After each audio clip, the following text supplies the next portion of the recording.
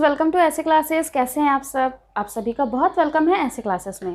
दोस्तों, आज का हमारा टॉपिक है 5 ईयर प्लान एमसीक्यू पे, जो कि है थर्ड पार्ट। यानी कि एमसीक्यू के मैंने पिछले 2 वीडियोस आपको दिए हैं, आज हम थर्ड वीडियो को सॉल्व करेंगे।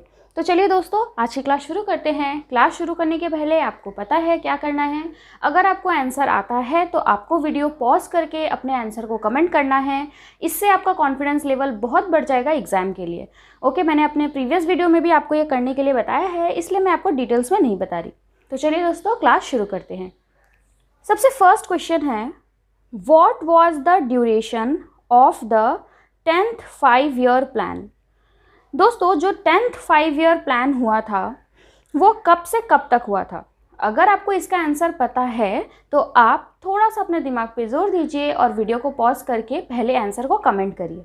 ओके, मैं आपको ऑप्शंस बता देती हूँ। ऑप्शन ए है 2000 से लेकर 2005 तक, बी 2002 से लेकर 2007 तक, सी 2001 से लेकर 2006 तक, या डी 2003 से लेकर 2008 तक।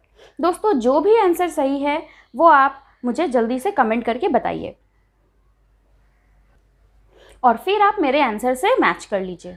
सो दोस्तों, इसका आंसर होगा बी, यानी कि 2002 से लेकर 2007 तक। 10th 5 ईयर प्लान चला था 2002 से लेकर 2007 तक। दोस्तों, मैं जिस टाइप के क्वेश्चंस आपके लिए लेके आई हूँ एग्ज़ाम में, आपको एकदम ही इस टाइप के क्वेश्चंस सिमिलर देखने को मिल जाएंगे। ठीक है, इसमें बहुत ही इंपॉर्टेंट क्वेश्चंस आपको मिलेंगे। सो आप ये वीडियो बहुत ही कॉन्सेंट्रेट होकर कवर करें और आंसर्स को कमेंट भी करें, जिससे आपका कॉन्फिडेंस रेडी हो जाए और आप एग्ज़ाम के लिए रेडी हो जाओ। फिर नेक्स्ट क्वेश्चन है, what was the target growth rate of the 10th 5 year plan. दोस्तों, जब 10th 5 ईयर प्लान इनिशिएट किया जा रहा था तो उस टाइम टारगेट क्या था कि ग्रोथ रेट इंडिया का कहाँ तक लेके जाना है। ऑप्शन है ए 8%, बी 10%, सी 6%, डी 7%। दोस्तों, अगर आपको आंसर आता है तो आप कमेंट करिए, तब तक मैं आपको बताती हूँ कि ये जिस टाइप के क्वेश्चंस आप यहाँ पे देख रहे हो, एग्ज़ाम में भी आप सेम इसी टाइप के क्वेश्चंस देखोगे कि किस ईयर में ग्रोथ रेट क्या था। तो सिमिलर टाइप के क्वेश्चंस आप जब पढ़ो नेक्स्ट टाइम से, तो दिमाग में ये सब रख के पढ़ना कि इस टाइप के क्वेश्चंस एग्ज़ाम में पूछे जाते हैं।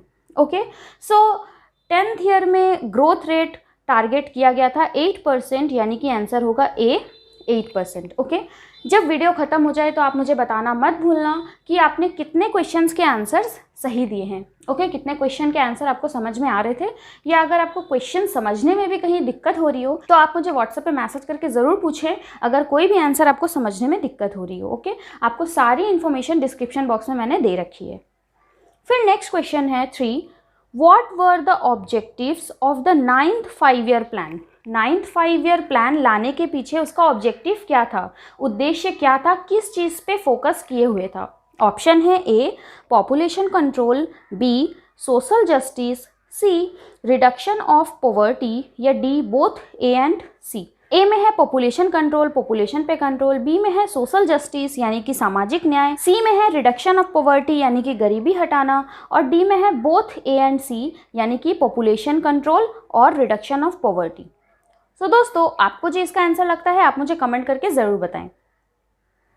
मैं आपको इसका आंसर बता दूं तो इसका आंसर होगा डी, यानी कि बोथ ए एंड सी।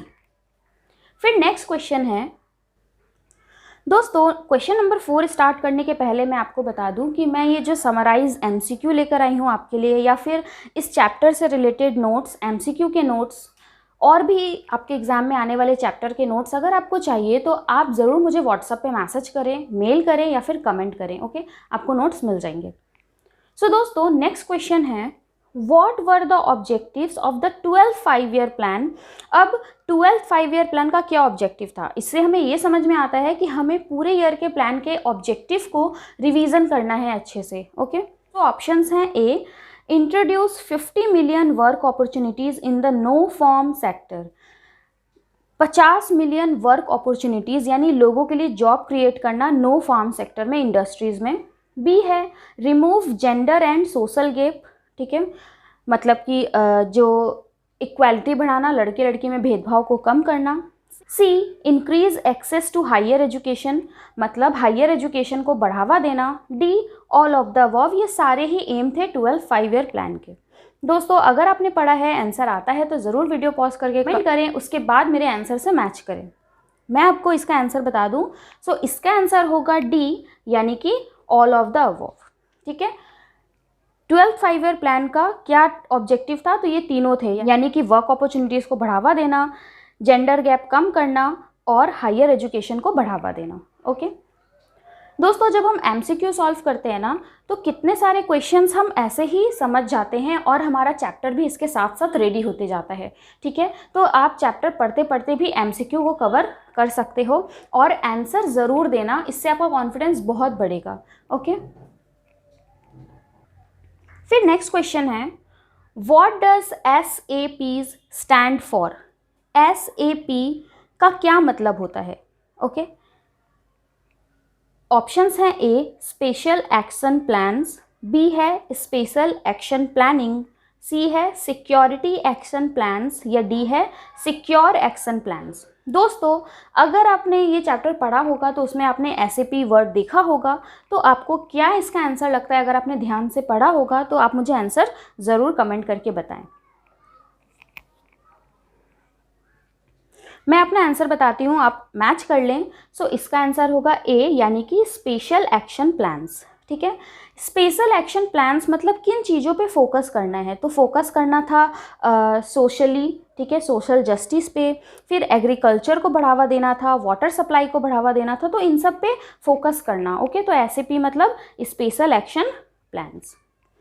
फिर नेक्स्ट क्वेश्चन है 6, prime minister of India during the implementation of 9th 5 year plan. जब 9th 5 ईयर प्लान था उस टाइम पे इंडिया के प्राइम मिनिस्टर कौन थे? ऑप्शन है ए डॉक्टर मनमोहन सिंह, बी जवाहरलाल नेहरू, सी अटल बिहारी वाजपेयी, डी लाल बहादुर शास्त्री। दोस्तों अगर आपको आंसर पता है तो फटाफट कमेंट करके मुझे बताएं। ऐसे मैं आपको आंसर बता दूं, आप मैच कर लें। सो आंसर होगा सी, यानी कि अटल बिहारी वाजपेयी। ओके, सो सबसे फर्स्ट जब 5 ईयर प्लान इम्प्लीमेंट हो रहा था तो उस टाइम कौन थे हमारे प्राइम मिनिस्टर, वो भी आप मुझे कमेंट करके बताइए, क्योंकि अगर आपने MCQ 1 और 2 देखा होगा तो आपको ज़रूर याद रहना चाहिए। ओके, तो ये मैं आंसर अभी आपको नहीं बताऊँगी, आप मुझे कमेंट करके जल्दी से बताइए। वीडियो ख़त्म होने के बाद मैं लास्ट में बताऊँगी, तब आप मैच कर लेना। फिर नेक्स्ट क्वेश्चन है, ओके, सो 7 नंबर क्वेश्चन है, when did India become a member of the World Trade Organization. India World Trade Organization का मेंबर कब बना था? वर्ल्ड ट्रेड ऑर्गेनाइजेशन यानी कि WTO बहुत इंपॉर्टेंट है एग्जाम्स के लिए, एग्जाम में इससे बहुत सारे क्वेश्चंस आते हैं। ठीक है, तो इसका मेंबर कब बना था? ऑप्शन है ए 1 जनवरी 1995, बी 1 जनवरी 1996, सी 10 जनवरी 1995 या डी 10 जनवरी 1996। दोस्तों आंसर आता है तो कमेंट करिए, नहीं आता है तो कोई बात नहीं है, आप फिर से रीडिंग करें एंड रिवीजन करें। ठीक है, सो इसका आंसर मैं आपको बता दूं, आप मैच कर लेना। सो इसका आंसर होगा ए, यानी कि 1 जनवरी 1995 को इंडिया वर्ल्ड ट्रेड ऑर्गेनाइजेशन का मेंबर बना था। और ये कब हुआ था? 8th 5 ईयर प्लानिंग में इंडिया वर्ल्ड ट्रेड ऑर्गेनाइजेशन का मेंबर बना था। Okay, 8th 5 year plan. फिर नेक्स्ट क्वेश्चन है, what was the highlight of the 8th 5 year plan. अब 8वां जो 5 ईयर प्लान था उसका क्या हाईलाइट था, मतलब वो किस पे फोकस किए हुए था? ऑप्शन है A agricultural development, B industrialisation, C modernisation of industries, D population control. So दोस्तों इसका आंसर होगा सी, यानी कि मॉडर्नाइजेशन ऑफ इंडस्ट्रीज़। 8th जो 5 ईयर प्लान आया था वो इंडस्ट्रीज़ में मॉडर्नाइजेशन मतलब न्यू टेक्नोलॉजीज़ को ध्यान में रखते हुए उसको बढ़ावा देने के लिए आया था। फिर नेक्स्ट क्वेश्चन है 9, विच 2 years carried out annual plans due to the fast changing economic situation of the country। कौन सा 2 ईयर एनुअल प्लान चला था? क्योंकि fast changing economic situation, country में उस टाइम बहुत तेज़ी से इकोनॉमिक सिचुएशन बदल रही थी। मतलब कौन से 2 ईयर को एनुअल प्लान के रूप में लिया गया था? ऑप्शन है ए 1990 से 1992, बी 1991 से 1993, सी 1992 से 1994 या डी 1989 से 1991। दोस्तों इसका आंसर होगा ए यानी कि 1990 से 1992। ये 2 साल बहुत फास्ट चेंजिंग इकोनॉमी सिचुएशन की वजह से इन 2 साल को एनुअल प्लान्स में लिया गया था।